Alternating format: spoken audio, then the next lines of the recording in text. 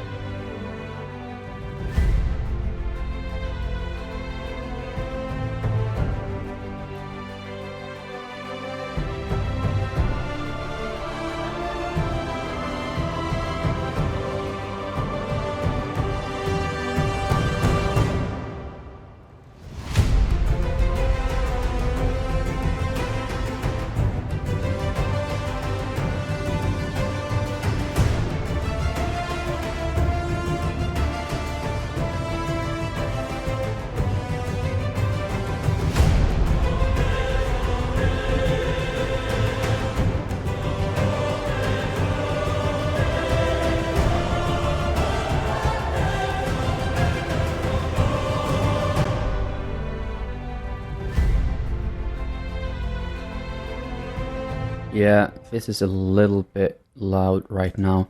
I'm just gonna do a little automation here. Take it down a little bit right before here, and because this level is really good, but here it's a little bit too loud.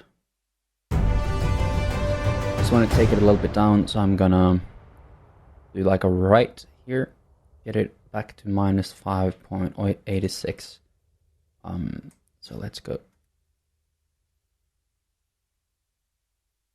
Wait.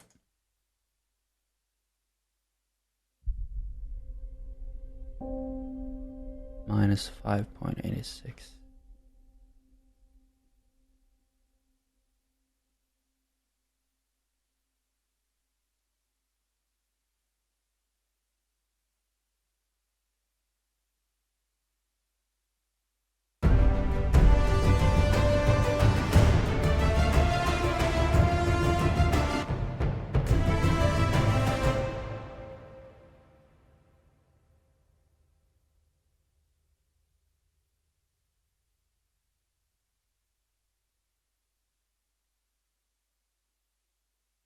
Let's see here.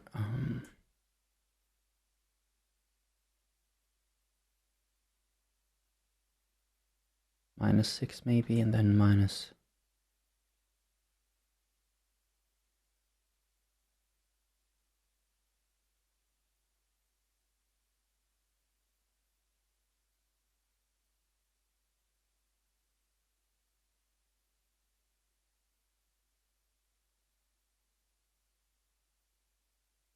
Come on, what is it here? 677. Yeah, minus 5.86.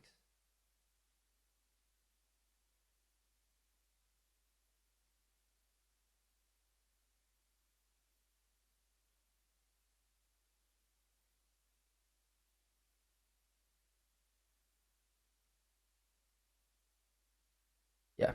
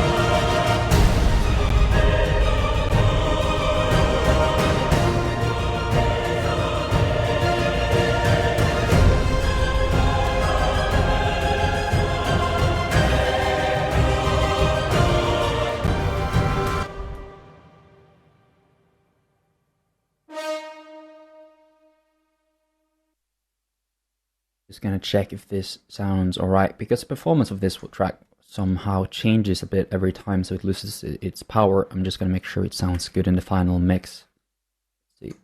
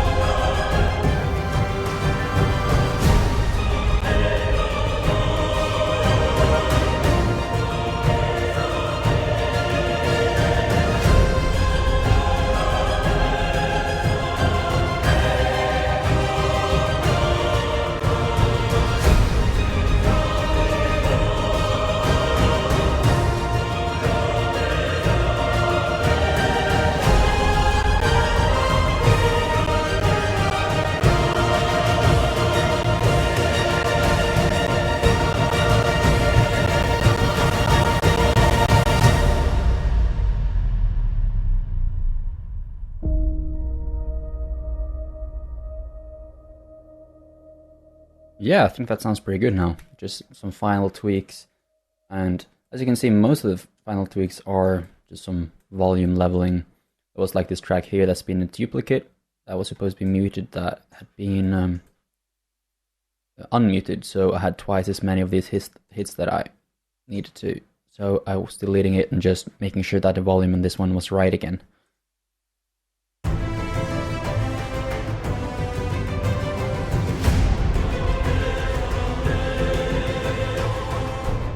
I think the mixed version now sounds a lot better than this one, even though this one was not bad. Like a lot of people, they said they thought this was the final mix, and they said that it was good enough, and you can still hear the difference from this to this.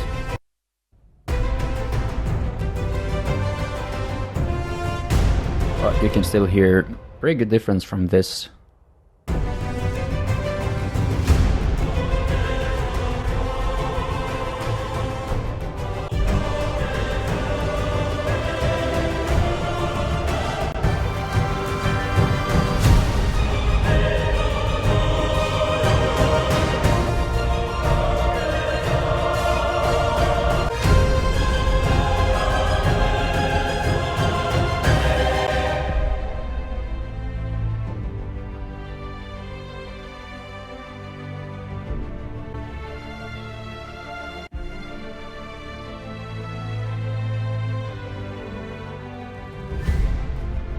Everything feels a bit more open, warm, and a bit deeper. Has a bit more depth to it. And I think it sounds more full and a little bit more powerful as well, while the old unmixed version sounded a bit thin. So I think this is okay for now, especially since this is only like an example track. If this would be for any professional things, I would maybe still give it another day, come back, listen again, and try it out in several different ways, try to make it as perfect as possible. But I think this is good enough for now. And something that you should try doing when mixing at all times is to try out your mix on several different systems. So when you're done, take it out to your car stereo, the stereo in your living room, listen to it on your headphones on your phone, check it out even on your laptop speakers, headphones in the studio monitors. Try all the different systems that you are used to listening to music on, because that's where you know what good music is supposed to sound like. That might help you find any issues with your mix that you didn't recognized earlier. But this is okay for now, I think. And what the final step that we're going to do now is to make sure that we have the entire range here selected, and I'm going to go to export audio mixdown, and I'm going to choose the wave file, 24 bits, your output, not channel batch export like you would when you were going to export the stems. But before we export final audio file that we're going to master, there's one thing left that we need to do, and that's to make some headroom for the mastering stage. Because now I think the audio levels are pretty high here on the the stereo output. So what I want to do is to bring it down to maybe around like -6 dB, just so we have some headroom here.